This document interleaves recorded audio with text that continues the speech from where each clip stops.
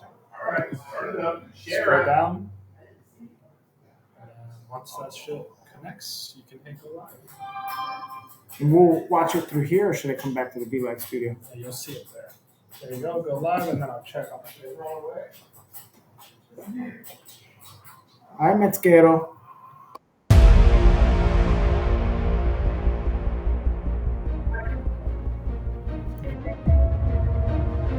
Intro's playing.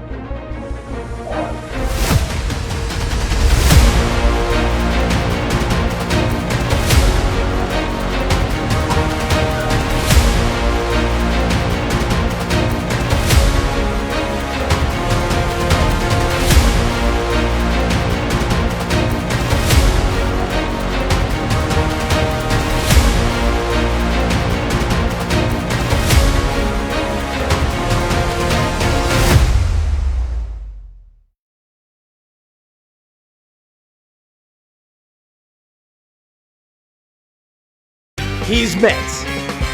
He's Tass. It's the Metzger Tassoul Show.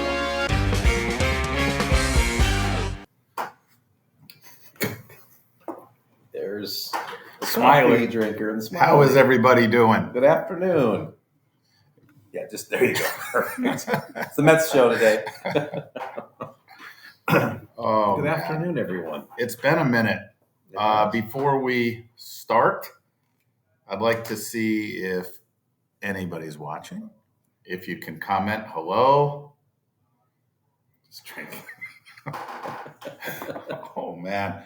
Sorry, by the way, if you heard some of the background, hey, it's queuing and we playing the intro. That's the production team around here. We didn't know we were live, so we apologize for that. But I may not even have to said that because I may not have any of you watching us yet.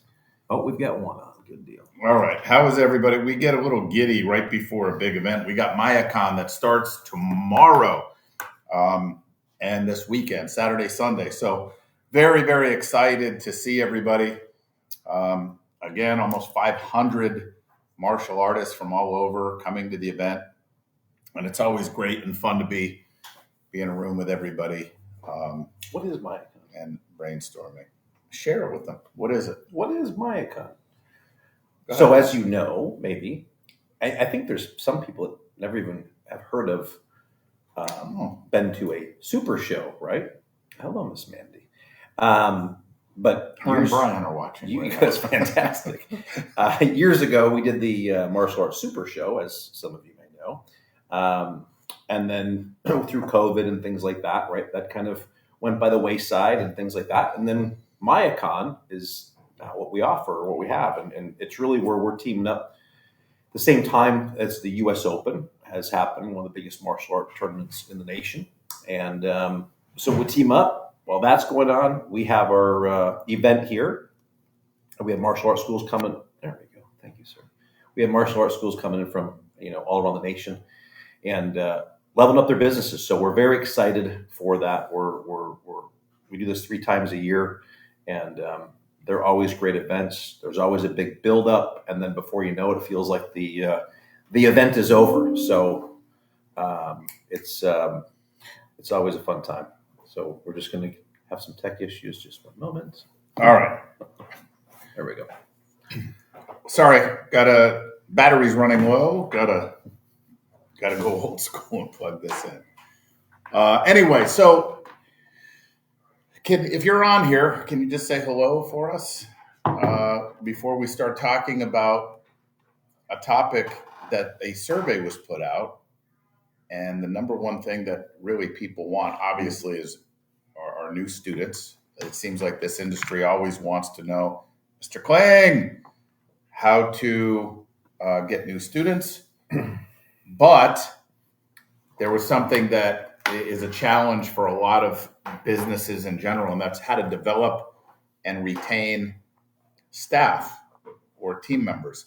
So we're gonna talk a little bit about how to do that, how to develop and retain team members. Can't wait to hear. Yeah, sit back, Enjoy your cup of coffee. grab your notes, grab your notebook. All right, so while we're getting this, I just want to make sure we're all set here. By the way, is anybody that's watching this Anybody coming to MAIA? Are we good? Sorry, team. I cannot tell. Yeah, I don't know either. Sorry, we just want to make sure that this doesn't, the battery doesn't die. I think we're all plugged in here. So, but anyway, we're going to talk about how you develop and retain team members. So, just a little bit of history on whether or not we are credible on a subject like this. Yeah, let's see. Sorry, guys. We just want to make sure that we're getting power here and it doesn't die on us. You think that's good, Per? The energy saver's on, but it doesn't. I don't know if it's. So look, I've had schools. I've been running a martial arts school for 33 years now. 33 years, and my longest team member has been with me for 32 of those 33 years. Maybe it's even 33 years. But we have a ton of team members and staff who's been with our company for 25 plus years, 20 years. And one of the things that when people come in and visit, good to see you, Mr. Steven. Yeah, I want to catch up with you on a couple things, by the way. So looking forward to seeing you. One of the things when people come and visit, they say, man, you have an unbelievable team. And I agree. I think we have an unbelievable team. And it's because we all kind of grew up together. But what kept the team here? So if you're serious about developing a team or retaining staff members, here's what I would tell you. Number one, develop a culture that you want. Now, I don't mean a culture just in your martial arts school or your business for your customers. You need a culture for your customers. But you need to have a culture amongst your team, your staff. And I was always one that I like to have fun. So somebody who's well known in the industry that a lot of you may know is Chris Rodriguez. And if you ever listen to Chris Rodriguez speak, or if she ever talks about when she comes to Orlando to our office, she'll make the joke that I don't know how they get any work done. Well, she says that because we are always having fun. So first and foremost, the question that I always put in my mind was, on a Sunday evening, right before the work week starts, what's my staff thinking? Are they dreading Monday? Like, by the way, I believe a lot, I won't say most people, but I think it could be most people, or it may be a lot of people in any job or any industry probably dread the Monday morning, knowing they got a full work week. Well, one of the focuses is I didn't want my team to dread a Monday. So I would do everything I can to make the work environment a really fun place to work. That's number one. Tass, he's here a lot in Orlando, and obviously you have your school in Wisconsin, but any comments on the culture or what you see? Or I concur. Thank you. You're welcome. Me too. Yeah, I mean, to that point, and I would like to back up when we get through this part, but to that point, it's been a lot of years now, and I would have, have agreed with Chris, but I felt myself, as a consultant years ago, I would go into my own team and I would play consultant, right? It was more talking at them, right, than talking to or with them. And it was more from a place of me seeing things like I know what needs to be fixed, sometimes forgetting the praise and just going right to the things that need to be fixed. And it just almost was every time we came in for a meeting, they knew exactly what was going to be talked about, what was going to be said, and it was going to be the same type of meeting. And I did that for years and just couldn't get anywhere with it. And then I thought, we're going to try the approach that I see down in here in Orlando, right? Which is, let's just be relaxed. Let's just have fun. Let's come in. We don't have to be about business immediately out of the gates. And by the way, for some of you, that may not be your style. I don't think it was my style either, because I really had to be conscious about it for probably a year and a half. And I could feel myself going back, like when you stretch rubber band, right? And then it goes back to where it was. I could feel myself naturally wanting to gravitate back, but I had to continue to remind myself, like, let's keep it fun. Let's keep it exciting. And it does. It makes an unbelievable difference, because sometimes the more we just focus on business, not saying that you shouldn't focus on it, but if that's all you do and that's the only thing that like links everyone together, you don't have the culture you think you may have, right? You have people that are there for a job, and everyone is here for a job, and everyone's here to get things done. But it's amazing how much faster things get done when people are having a great time, when people enjoy what they're doing. They want to spend the time, they want to work. And I can speak for the team here, right? There are times where you and I are hanging out or on a phone call when I'm back in Wisconsin, and you're like, oh my God, they just sent this to me. And it's 10:30 at night, right? And so they're doing things outside of office hours, not because they have to, but because they want to and because they enjoy it. So it's definitely a culture, but I want to come back to that because we're kind of stepping in on a scale from 1 to 10 with you don't have staff and you have staff. We're kind of jumping in on a 3 or a 4, which is you have the staff, and this is how you keep great staff over time. But go back to when you were in your early 20s, before you had staff. How'd you get staff?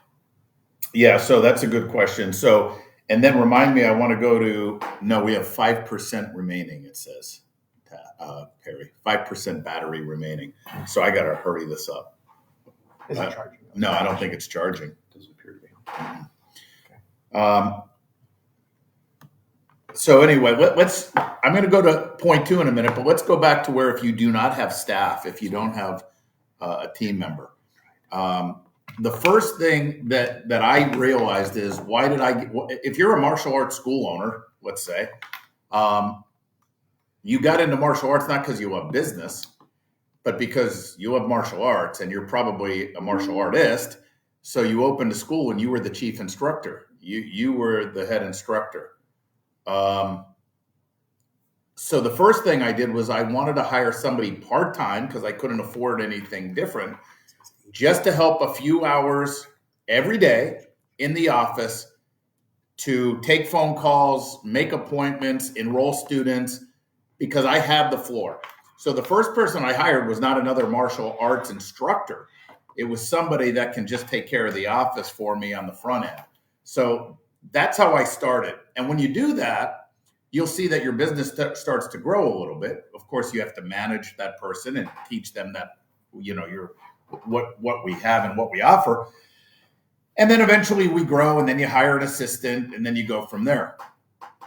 But once you have staff and you have people, even if it's a part-timer, how many of you, let me just ask this question.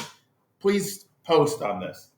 How many of you have had staff members and told you, I'm going to work here just until I go to college, and they're going to leave once they go to college? This says recommends using an original AC adapter from HP is what it's saying.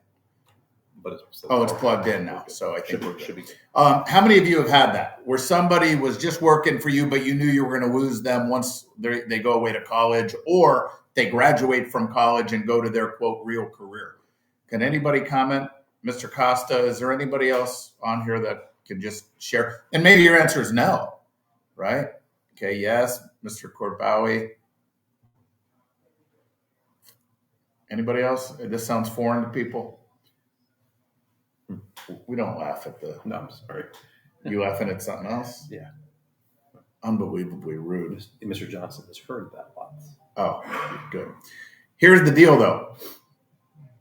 With culture, this is step 1 of a few steps. I've had people that said they wanted to be... Can you shut that, please, Mr. Ernie? I've had people that told me that they're going to become people that were going to school to be an attorney, to be an engineer, to be in business, just out in the business world, but they're still here after 20 years.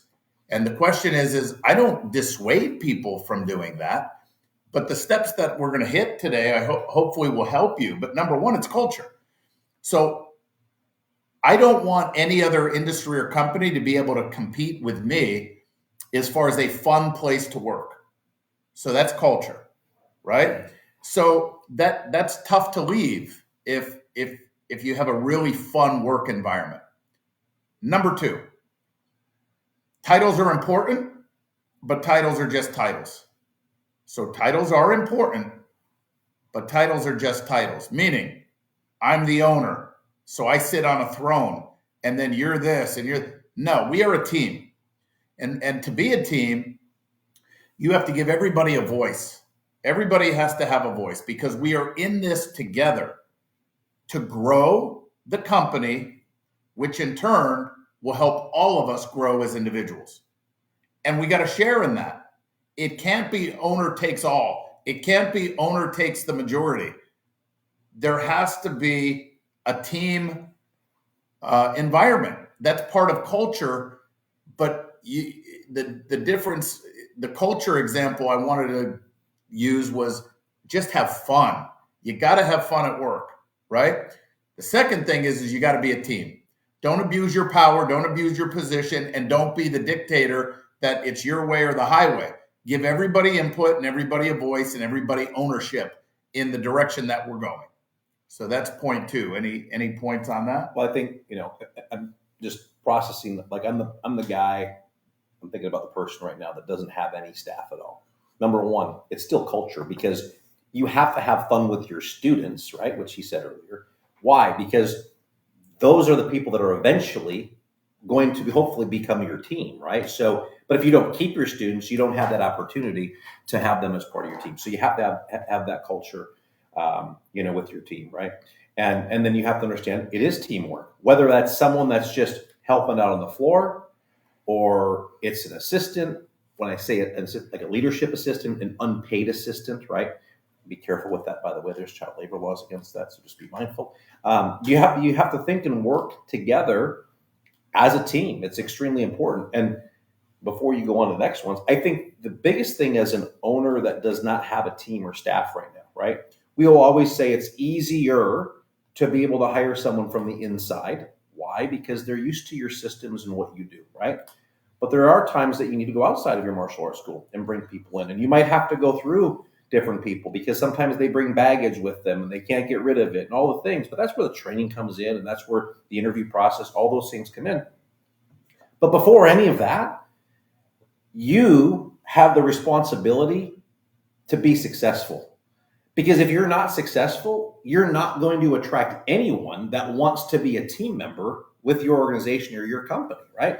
And I say that because a lot of times I think we're cautious about, and this is not about the cars that you drive, it's not about the things that you have, but I think there needs to be a level where if someone said, I want to be a doctor, I want to be an attorney, I want to be a martial arts instructor.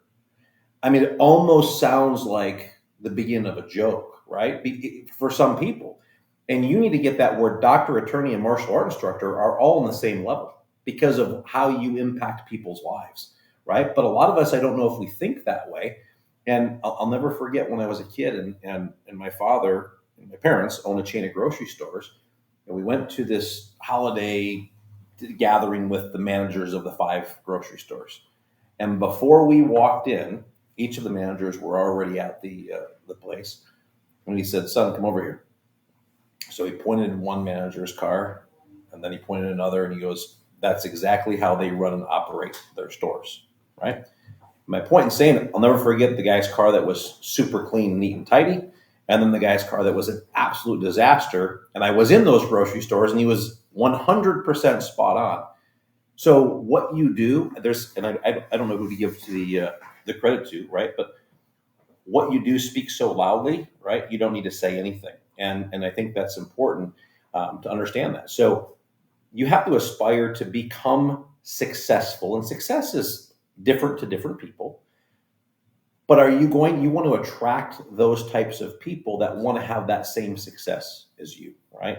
And this industry has been beaten down for years on should we charge, should we not charge, nickel and diming, someone shouldn't have the ability to make that much money in martial arts.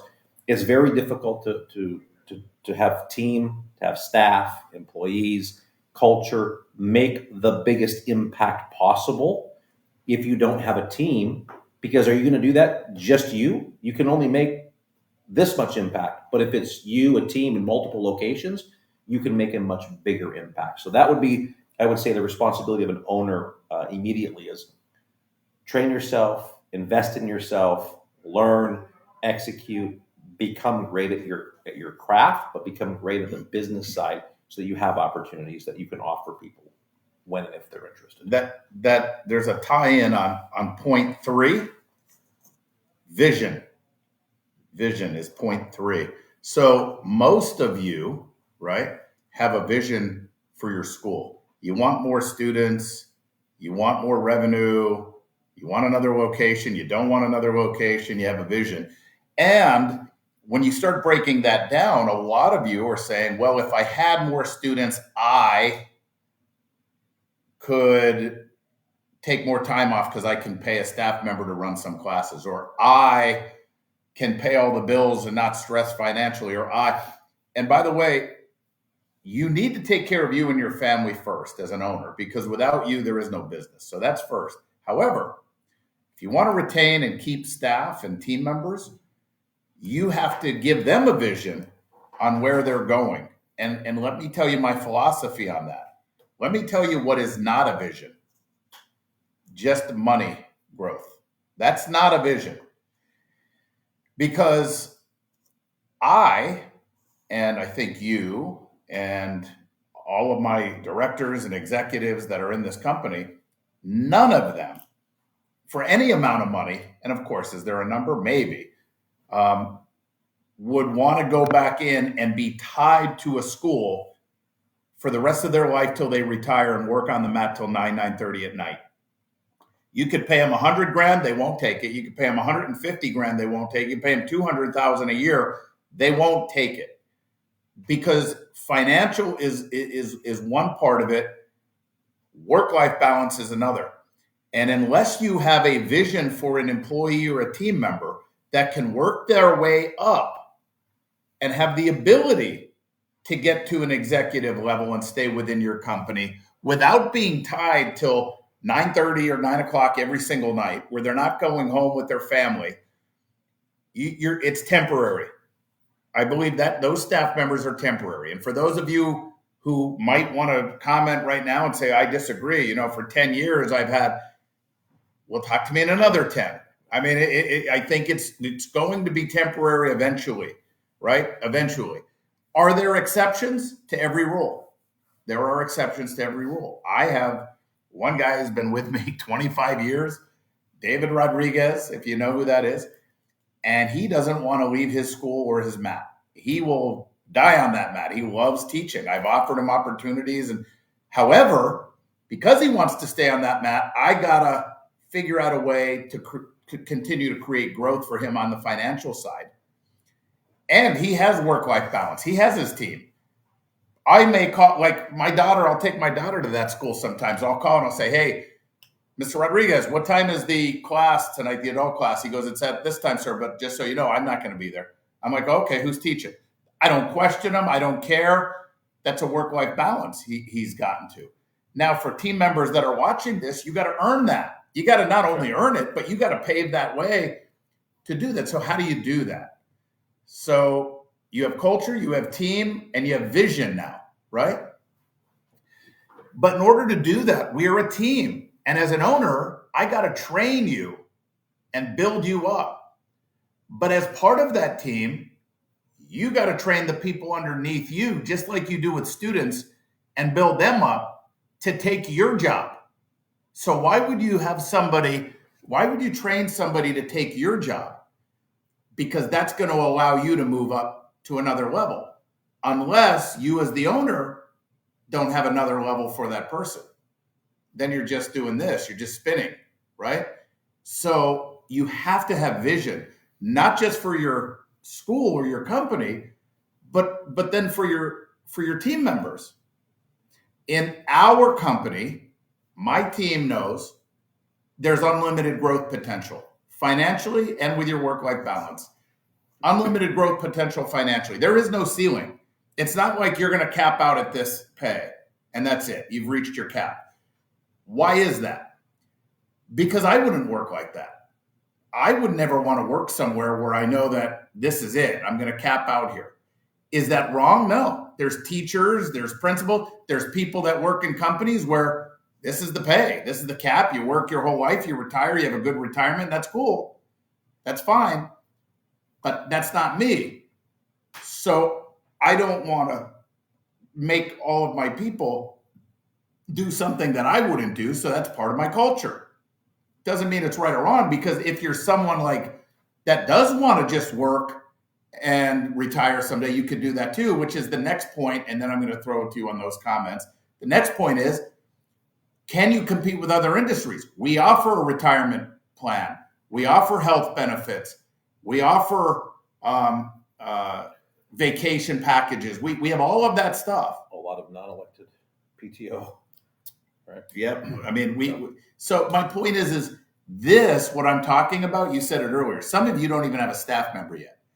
Pay attention though, because you have to have this vision in order to start attracting staff members and painting that picture.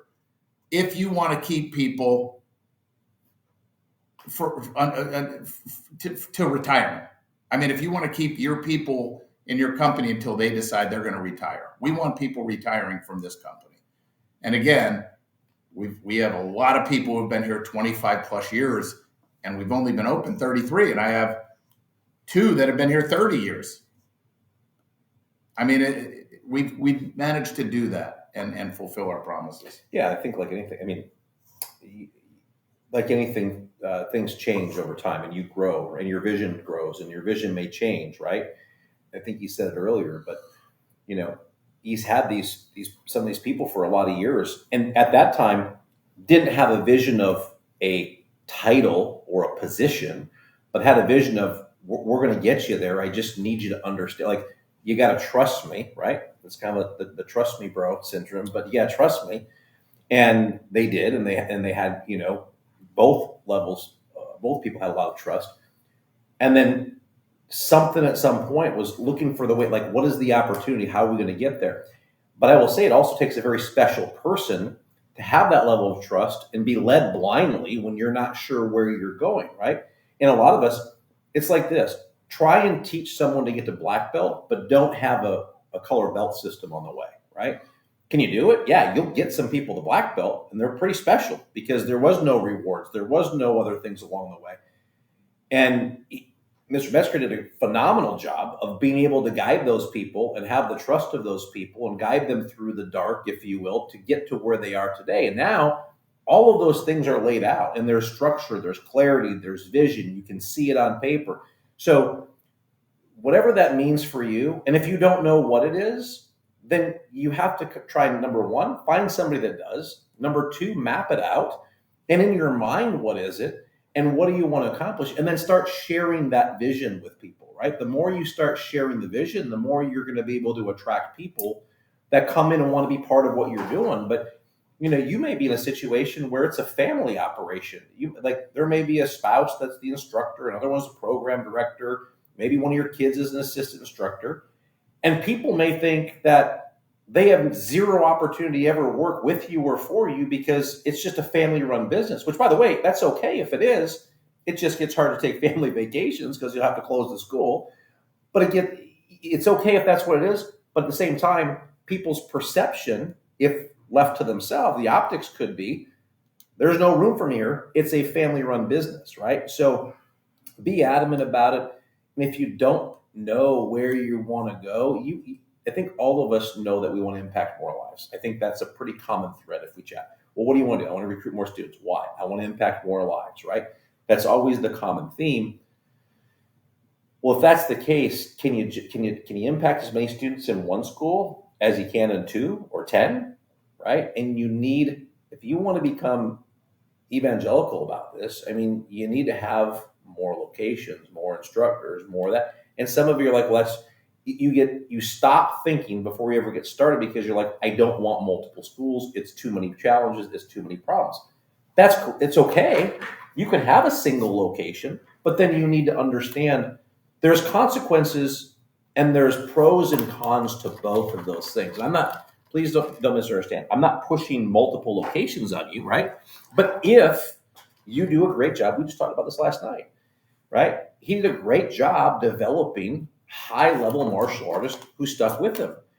And at a point in time, he had 3 people, and he's like, man, if I don't do something, they're going to go somewhere else. And so pretty close to each other, he opened 2 additional locations to get them. And there's a right way to do this. So please don't just go jump and do this, but he created opportunity for them. And at some point when you're doing what you love, you're passionate about it, people can see it, you have this fun environment, you have the vision, everyone's working like a team. The cream is going to rise to the top, and you're going to have to decide what you want to do. Are you just going to let it flow over, or are you going to find something to do with those people? Yeah, I had 3 key people. Like, so when back in the day, 25 years ago, 3 key people and myself, and we were all under one location. Right. And that worked well for a couple of years. It worked well. But then it was like, man, everyone's getting older.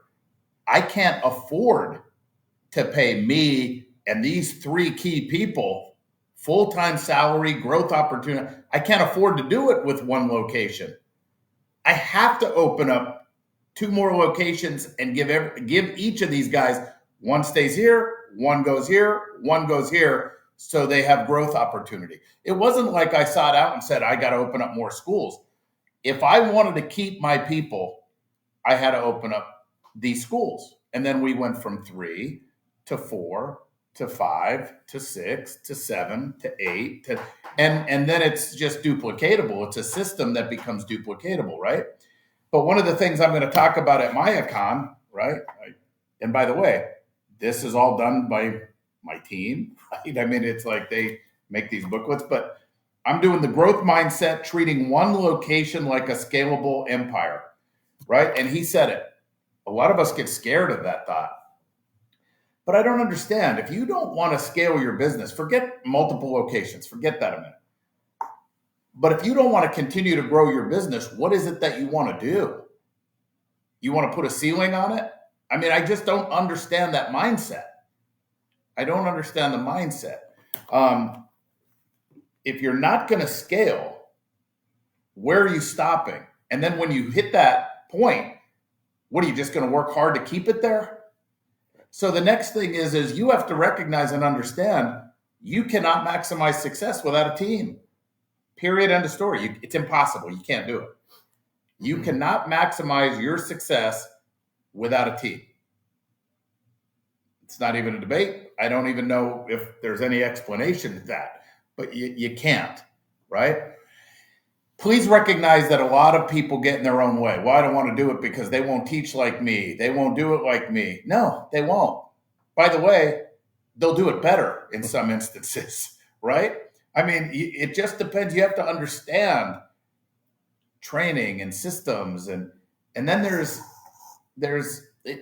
we're moving away from it with SOPs and all that stuff. But at the end of the day, look, we are here to try to improve the industry and get everybody in this industry to maximize success. I don't know who's watching right now. I really don't. But I know the industry in general. And the industry in general still has a long way to go.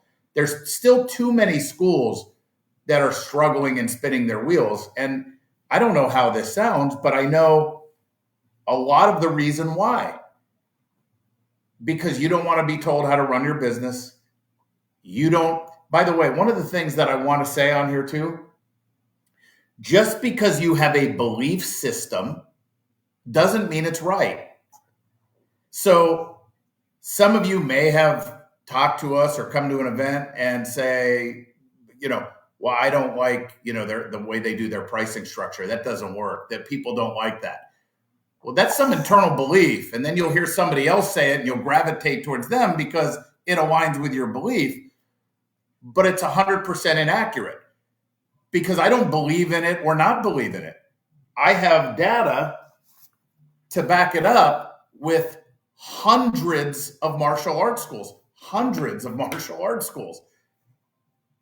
So it's not debatable. It's not that I believe in it. There's a reason why we do things the way we do it, because it was tracked and it's systemizable and it maximizes revenue.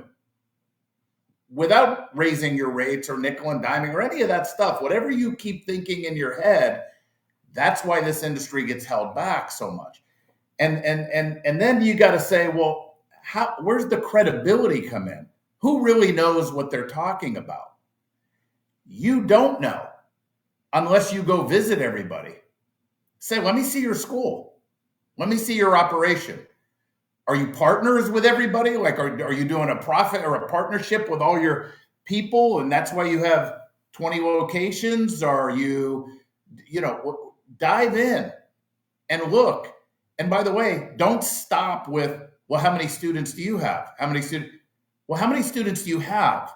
What's your retention rate? What kind of revenue are you generating? What's your profit margin? How much time do you spend in the school and on the business?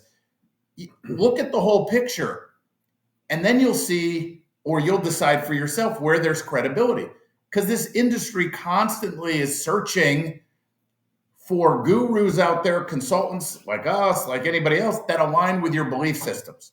So we attract people that may align with what we're saying, with what they believe. But that's not the way you should make decisions. There's facts and data-based systems, and there's belief systems, and I think this is the best way to do it. I never operate with, I think this is the best way to do it. We pay attention, we test it, we try it, we look at what's working, why it works, why it doesn't work, and then we systemize it, and we move on. I mean, so just look, if you are a struggling martial arts school owner, whether it's us or someone else, put it this way, I don't know, I'm not a member of any other groups, consultant groups. I don't know what they do. The only thing I know is we have 161 CMA affiliate schools. We have hundreds of MAIA elite schools where I believe, and you guys can post on here, I mean, I don't know who's on here, but I don't know of any other group that holds 3 events a year and it brings in 400 to 500 people 3 times a year at every event. Are there ones that do once a year and have? Sure. Is it a knock on them? It's not a knock because it's very hard. But there's a reason. I just got to think, man, why do they have these people? Why are there people in the MAIA Elite program that have been there for 20 years? What are they learning still? Why are they still there? Right? And then it's fair to ask, all right, well, Mr. Metzger, you've lost people. Why did people quit? I know why people quit, because people don't answer their calls. They don't align with the belief system, so they don't execute. They don't want to do the work. I mean, there's reasons. I mean, we know the reasons. And by the way, we have a very high reactivation too. So many people that have left have come back, right? And it's, I don't blame anybody for that, because I understand what it's like when you're just searching for the best way to grow your school. And today more than ever, and with social media, when we started MAIA, there wasn't social media like this, and there weren't gurus or consultants. Now they're everywhere, and they're accessible because they're all over. So you're getting inundated. And how are you going to align with someone? You're going to align with somebody based on your belief system and your philosophy to see if what they're saying aligns. And then you're going to jump to us or to them or to whoever. But that's, you got to dive deeper. You got to know to dive deeper before you jump into MAIA Elite or any other consulting group. You got to dive deeper. Tass? Yeah, I mean, is it my eyes, by the way, or are we fine. getting more pale? Or are we passing out? Maybe. What's happening? Maybe. Yeah. Low iron. It's changed, right? Yeah. Okay. That's all right. Don't worry. Thank you. It could be something as simple as this, right? Like if you want us to get 100. I don't mean to interrupt you, but this is funny. This is a team. Did I plan on talking about this? No. Okay. Look at what the team posted. Look at that. Learn more about MAIA Elite here. This was not part of I didn't say to the guy, hey, when I'm on there, did I? Make sure you post Yeah. that. I mean, I had no idea that I was even going to say that or that they would post that, but go ahead. That's funny. This is why you don't interrupt the martial artists, because of the ADD. Correct. So I may not remember now. A lot. Watch. If we wanted to get 150 people commenting on a post and get some traction, we would post one of the following: do you charge for testing fees? Yes or no? And we'll just watch. It's like, I mean, there's a whether it's a playbook or a strategy, I guess is the better way to say it. Should someone get a black belt in 18 months? Comment Correct, below. right? We'd have 300 comments on But that. in the social media world, it's called bait the hate, right? You're like baiting the hate. You're like, okay, let's just get them going. And so they all talk in the comments so that they build your post up, right? Or contracts or no contracts. Matter of fact, Brian, let's put a post out there. and you're like, oh, they do contracts. Yep, I don't align with them. Well, hold on, why? Like, or they charge testing fees. By the way, I was the guy that I charged testing fees. I didn't. And then when I started working with you 12, 13 years ago now, whatever it's been, if you're working with me, you're charging testing fees. I'm like, oh man. Well, hold on. When you say that, I didn't say that. I mean, it wasn't like you have to, or I'm kicking you out. I mean, it's like I just based on his goals but and not the context. understanding. But not understanding. But here's the thing: why didn't I, and went back and forth and flip flopped? Because you take bits and pieces, right, and you hear things, and this is what I think today is more dangerous for school owners than ever before because of social media. And you're going to take this idea, and I'm using testing fees in this example, right? But we charge testing fees. Why? Well, because there's a hard cost to what we do. And then the billing company says, well, you should just include them in your monthly tuition. Well, why would a billing company tell me that? Well, of course, if they get every martial arts school that they have and they can add it right to the tuition, they're collecting more money, right? So I have to understand and consider the source. Which isn't a bad thing for them. It's not a bad, it's smart business for them, right? That's smart business for a billing company to do that. But you have to consider the source. And I'm like, yeah, I think we're going to charge them again. Why? Because we raised our rates because we included testing and nobody really blinked an eye at it. So I believe that we could raise our rates and charge testing fees. So we start doing testing fees again. And then we have parents that are complaining about testing fees. Well, why are they complaining about testing fees? Well, it's as simple as we did not have a process in place, a new student checklist that we covered with them. And so my goal, and I'm talking 30, 25 years ago, right? Like my goal was just get them enrolled and that's all. Just get them enrolled and we'll talk to them about equipment. We'll talk to them about testing fee. We'll do that later. Well, then what you end up with is people that get frustrated and upset because you're like, well, you never told me this. Well, no, I know I didn't, but that's just part of the program. And that was my justification and that was wrong, right? While you're still talking though, can you comment while he's still going over this? Do you charge, just as this example, do you charge testing fees in your school? Yes or no? It's not right or wrong. Just put yes or no. Do you charge testing fees? But then I started, this is what we do sometimes. We get defensive. We make it their problem. So then I'm like, oh man, everyone's complaining. So you know what? I'm not going to charge testing fees. And so I constantly had this battle back and forth until I figured out, man, you can do anything you want to do as long as you tell people what you're going to do from the beginning, right? And so when we did that, now for the last 13 years, we've had 0 people complain about testing fees because there's a process, there's a system. And this is the challenge. When you go and you're like, hey, I love that idea. And you treat it like a buffet. And I like that idea. And I'm going to take that idea. There's oftentimes the synergy of those ideas don't all work together because there's behind the scenes systems that make everything work synergistically and work together. And so that's why I say you have to be very careful about just picking and choosing different ideas. And that's like, I'm going to take the hood off of the Chevy. I want to take, that back end is really cool off of the Lincoln. I'm going to take that. You're going to try and put them together. It doesn't work. They just don't fit together, right? And that's the idea of when you're taking some of these quote unquote systems or ideas and trying to force them together. If you're trying to take a recipe, here's a different example, right? You're trying to bake a cake, but you're like, well, I'm going to use this, this, and this instead of that, and that. And it just doesn't work. You're going to get a different result when you do that. So there's like 30 people or so watching. 10 people said yes. So should I assume 20 people do not, but they don't want to put no? if all of you that responded said yes, if we had no's in here, I was just going to role play very, very quickly in 60 seconds on how it's presented. And then you really decide if you think that would be a problem. But since everybody does, we'll just Everybody change your answers so we can get through real quick, please. we'll just keep moving on. Right. But my point, but do you understand? It's all about belief. It's about aligning in belief systems. I just hate to. When I came on board, I came from the health club industry. And in the health club industry, there was 3 options for people to join the club. There was gold, silver, and bronze packages. That was it, right? And in that industry, in the sales, we presented 3 options. And I remember when I came back, or when I started with Elite, we ended up having 4 options. Real right? quick, the question is do you charge testing fees? Oh, there you go. Go ahead.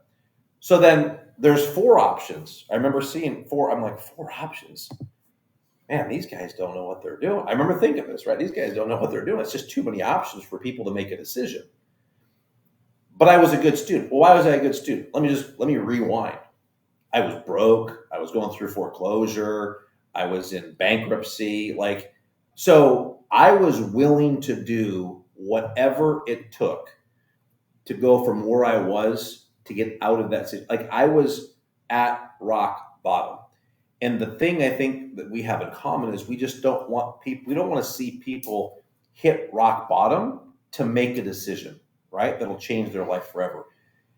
It's an easier place because there is really only one decision. Why? Because we do more to avoid pain than we do to gain pleasure, right? But if you're comfortable, sometimes it's harder to make that decision. It is harder to make the decision because you're comfortable and you think that by making a decision, you may become less comfortable. But what I came to find out about the pricing structure, probably 6 months in, is I had this aha moment where I realized, this is freaking genius. And I didn't understand it for 6 months. I presented, we enrolled people, and I didn't understand it.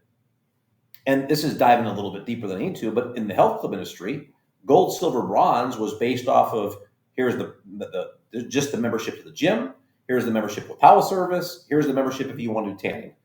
It was 3 different services, and people couldn't make up their mind what service or services that they wanted.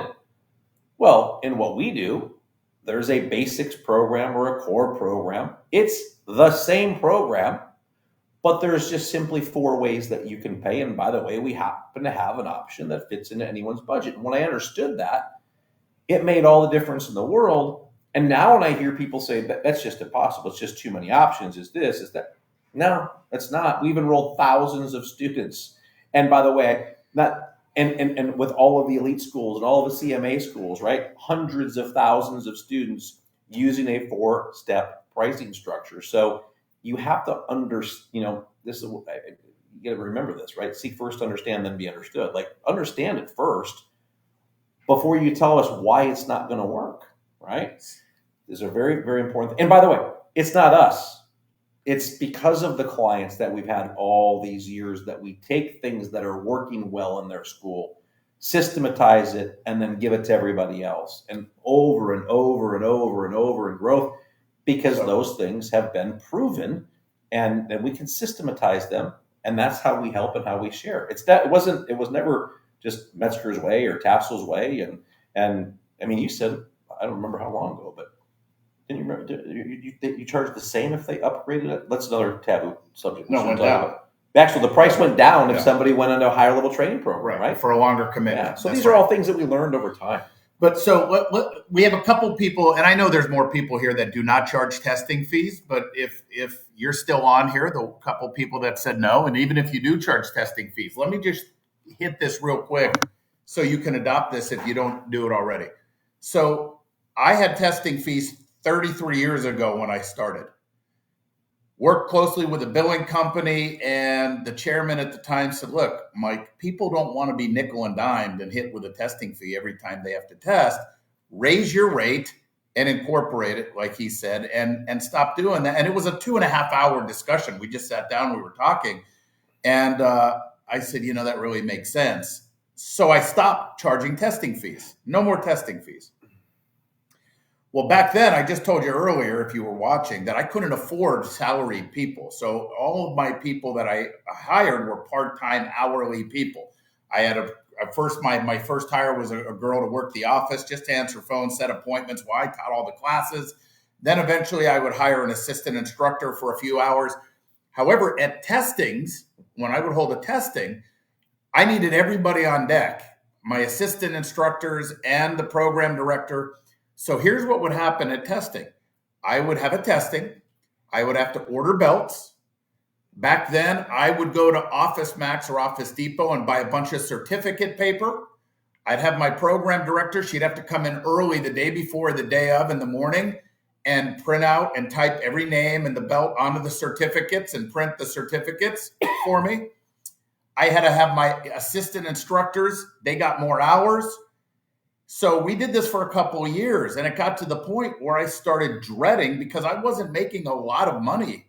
So I would dread testings. I'd be like, man, I lose so much money during a testing month, it felt, because there was so much expense during a month where we would have testings, between the belts, the certificates, the hours that I would pay people, and the extra hours. I said to myself, and I remember this clearly, I go, I think I can keep my rates where it's at, but I got to charge for testing fees to cover costs. So we incorporated a testing fee. It was $30 a test. Didn't matter what belt, it was $30. Today, 30 years later, it's now $40. It's $40. So I'm not here to try to charge you. I can't justify $150. But it's $40. Now watch how we present this. Now watch, you're a student, you're a prospect. I'm enrolling you. This is what first of all, I'm going to tell you what happened and what we learned from it. And then I'm going to tell you how we fixed it. He mentioned it subtly earlier. So now when I enroll somebody, there's a 4-step enrollment system. We go through all that. Once they're like, this is great. Yes, we want to enroll. We are trained. My team is trained to say, listen, Mrs. Johnson or Mr. Johnson, whoever it is, listen, before you enroll, one of the things we pride ourselves on is integrity and being upfront and honest with all of our customers, because there are some additional costs you'll incur once you start training. For example, there are times where we do for our students, our kids, things we call parent night outs. It's where parents can go out, have a nice dinner, go to a movie. And we do a movie night here. We do a martial arts training camp from 7 to 11 p.m. on a Friday night. And if you want to do that, that's typically a $35 or $40 fee. And we provide pizza or whatever. So there's extra cost for that. If you ever need a new uniform, I want you to understand that there's a cost if you need a new uniform. Eventually, you're going to need to buy sparring gear, protective equipment. And there'll be a cost once it's time for you to get your protective and your equipment and your sparring gear. Also, when your child, or if it's an adult, when you go on to your next rank, there is a $40 fee, but that covers a tip test that we do every month. It includes the graduation ceremony. It includes your certificate, and it includes your belt that you're going to receive. If for whatever reason you do not pass the test or you're not ready, you do not have to pay, or you will be refunded. Do you have any questions on that? And here's the answer 100% of the time. No, that all makes sense. That's the answer. Now, here's what we learned. Fast forward, a testing comes. We hand out the testing sheet. There's a $40 fee. This is now 15 years ago, because I was telling you this when you came on as a client. This had to be 15, 20 years ago that we learned from this. A spouse, it was a father, who said, you never said anything about fees. We said, well, we did. When your wife signed your son up, we had let her know. No, she doesn't remember that. You didn't tell us this, that, and the other. And it was like, but we did. But I said, we will never let that happen again. So now when we give that speech, we say, perfect, just initial here that we went over the protective equipment, we went over the testing fees, we went over, whatever, the referral pro, whatever, just initial. It's called our new student checklist, initial, and that you understand that we went over all this. We put it in the file and we move on. Zero problems with testing fees. He said earlier, the problem is is when you enroll people and you tell them it's $100 a month, $200 a month, or whatever you charge. And then 3 months in, you're like, hey, it's $40. That's a problem. But before we enroll anybody, we say we pride ourselves on being upfront with our customers, and there's some additional cost you incur. I want to go over that just so you understand. No problem. Well, now, not only do we used to lose a lot of money, but now we have like 2,200 students in Orlando, just with our schools, 2,200. But not everybody tests because we have black belts, there's advanced belts. But if 1,700 people are testing quarterly, and that's a whole different debate, right? 1,700 times 40 every quarter is $68,000, 4 times a year. That's an additional $272,000 in revenue, as opposed to cutting out $272,000 in revenue. So it's not right or wrong, but you need to understand the context. Do you understand that you can do whatever you want in your business as long as you're upfront and honest with your customers before they sign up for your business service? Let them decide. Now, can I charge $150 for testing? Yes, I can. But I don't know how to justify that. I don't. So if somebody's on here saying we charge $150 every belt, I would want to know from that person, and this is how we systemize things. How do you justify that? Where is it? Is it just a money grab? Or is there real cost? Like, are you giving them what's the value? How do you justify that? And if you can't justify that, I'm not interested. Even if I could just get a money grab, I'm not interested. So that is what we do. But it's proven systems all the way, right? I mean, so this ties all the way back into developing staff, because without systems, you're never going to have staff, right? You have to get what's, for lack of a better term, out of your head and on the paper. But for some of us, you need to get the systems down first to maximize the results in your business, and then be able to have that be duplicatable by having the systems and the team to be able to do those things, right? So many of you, and this was for me too, when I stepped out of the instructor role, right, and the chief instructor role at the school, and someone came in for an introductory lesson. Every introductory lesson I taught was different. Every introductory lesson had its own spin. It was different. And then what happened was I needed somebody else. I want to bring somebody else in and teach the introductory lessons. Well, now there's a very specific format on exactly how that introductory lesson is taught, the bullet points, what's covered, how it's delivered. And that's an example of having a system, right? Whether that's the introductory lesson, the 4-step enrollment process, the 4-step conversion process, the renewal process, or upgrade process. There's all of these systems, and people don't like to hear that. I don't think like to hear the word systems, but at the end of the day, that's how you duplicate and you find your strengths, and you can enhance your weaknesses, is by knowing your numbers and following the systems and tweaking, so that when you have a process, that process is going to give you a result. If it's not giving you the result that you want, you need to fix the process, and that's where your systems come out. And if everyone can, the easier the system to follow, the more people you get to follow it, the bigger you can grow, the bigger impact that you can have on your community. Here's one thing I'll leave you with. And by the way, this whole topic was how to develop and retain staff. Go back to the beginning, listen to the bullet points of the philosophy on that. But pay attention to this. I'm going to leave everybody with this. And I hope to see all of you tomorrow at MAIACon and Saturday and Sunday. But here's what I love. And we're just not ones to just be posting this stuff. And by the way, our culture, it seems like, our MAIA elite family, they don't post on these open forums all their successes. We have closed groups, and they share all their successes in the closed groups.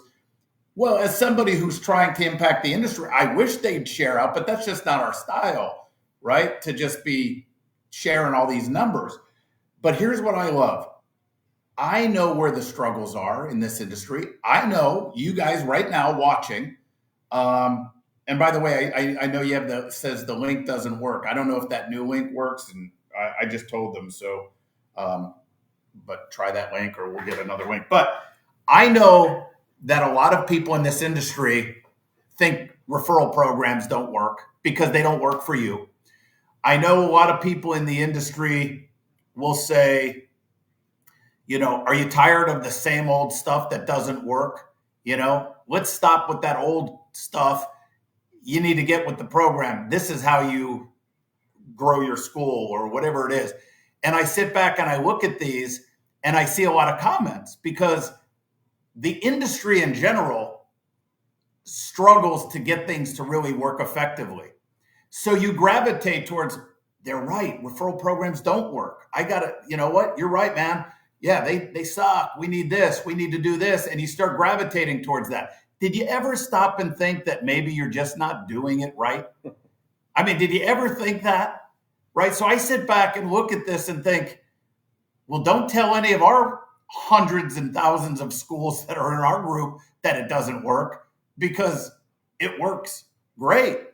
I mean, you don't get fooled. And again, where's the source? I mean, there are by the way, there are consultants out there that are competitors of MAIA that we have coming to MAIACon because we're all friends.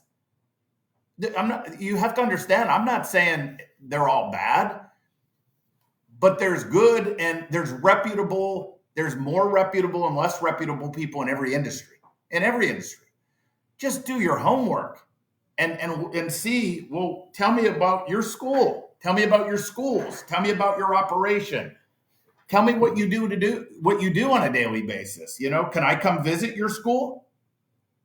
Do you have partners? Like, that's important. Is it like, how do you have this many schools? How's it look? What's the revenue of each school? What's the student count of each school? You guys come here, sitting right here on the desk.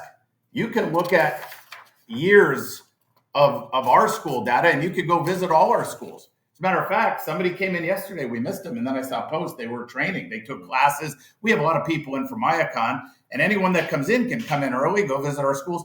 Come see for yourself the culture, the success, the student value, what we do. And if it's something that you want to try to duplicate, we'd love to have you. But what you can't do is say it doesn't work. You can't do that. That's ignorant. Because if it doesn't work, well, how is it working? Why is it that we have 161 affiliate schools with championship martial arts? Not to mention hundreds of MAIA elite consulting schools. How is that possible if it doesn't work, right? And then you got to do this. Here's the next brainwash. How do you know it's working? If you're with a group, even MAIA, if you're with us and you're grossing $10,000 a month, and you're with us, and you're now grossing $20,000 a month, are we the best? Are we the ones? How do you know?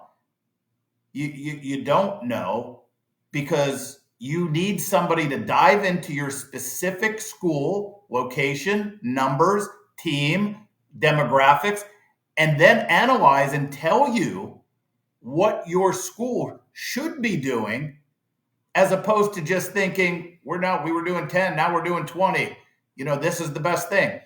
Because I will tell you that your school should be doing 70 or 80. Or I'll tell you, wow, you're doing 20 with that? That's unbelievable. And by the way, just so you know, I had a school, I'm going to call it out, in Minooka, Illinois.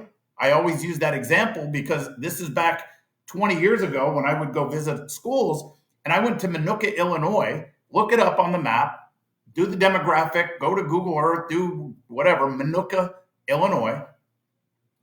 And there was a blinking light outside. There was a dirt road. And the rent, I believe the rent for this gentleman, I think it was a 2,000 square foot school. And I want to say the rent was $275 a month. And at the time they were doing $3,000 a month in gross revenue. I take pride that we got that school doing $15,000 a month in gross revenue. I don't know how to take that school to 50. I don't know. So maybe there's somebody else that would be able to do that, but I didn't know how to do it. But We took it to 15, right? So these are the things where you can get fooled based on your belief systems and also based on people that will exploit areas where we know everyone's weak. As an example, referral programs don't work. You're right, they don't work just because they didn't work for you. So you believe that. And now everything that you hear from that person is now credible in your mind. And I'm using that as an example. It could be testing fees. It could be contracts. It could be anything. It's not about your belief system. It's about data and proven strategies. Now, also understand this. After we're done here, someone may put a post and say, I'm making this up, proven strategies. I go month to month. I don't charge testing fees, and we're doing $100,000 a month, and we have 800 students. Where are you? What's your population? What's the household income? Do you do an after-school pickup program? Do you not? What's your attrition rate? I need all the information. And I said it earlier, are there exceptions? Always exceptions to the rule. But we don't live in the exception world. We live in the probable world, the world where it could be duplicated even in Minooka, Illinois. Student value and systemized systems that are duplicatable no matter where you're at. We have a school that is, I won't mention the city just in case they don't want to know, but it's in one of it's the highest unemployment in the country, very low household income. We've had 2 different clients there. One client jumped on with us and just constantly told me how it doesn't work here. The people, the income's not here, that doesn't work here, doesn't work, and they eventually quit. The school that was 5 miles from them in the same city didn't quit, stayed here.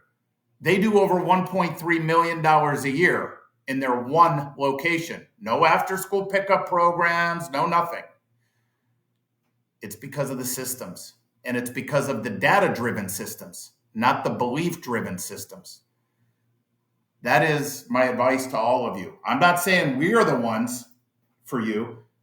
I'm just saying dive in deeper with us. Dive in deeper with anyone. And then, but here's what I will tell you. You need somebody if you want to maximize success. You need a coach. You need a mentor, period. And that's undebatable as well. You need somebody in your corner that has been there, done that, and can lead the way and point the direction and make this easier for you. Thank you, Tess. That was the longest last thing ever. Well, last thing. I'm passionate. Thing. I want to address this question. How do you hire someone to teach at your dojo if they're not from your dojo? It's a very long answer to that question and a lot to unpack, but here's what I would tell you. Yes, that's how I felt. Here's what I'll tell you, just to give you a little insight. Number one, you can always bring somebody in on a 90-day probation to see if they have what it takes, right? And how coachable they're going to be and so on and so forth.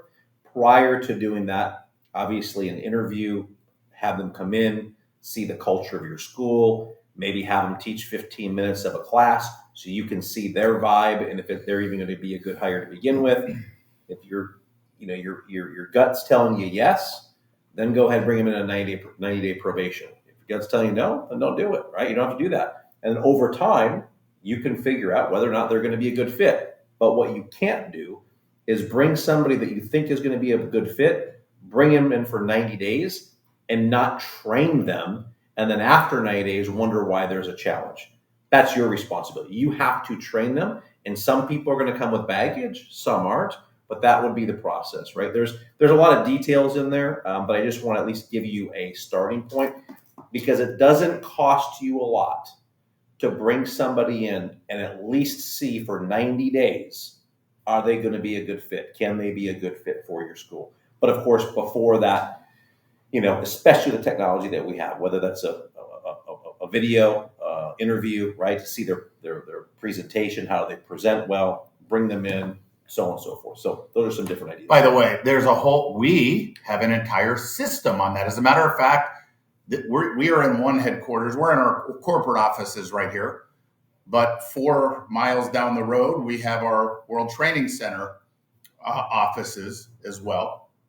And when we went over there this morning, the team there said they had just done 3 interviews, Yes. three Zooms. We have a whole system on that too. Everything has to be systemized, everything. And we have those.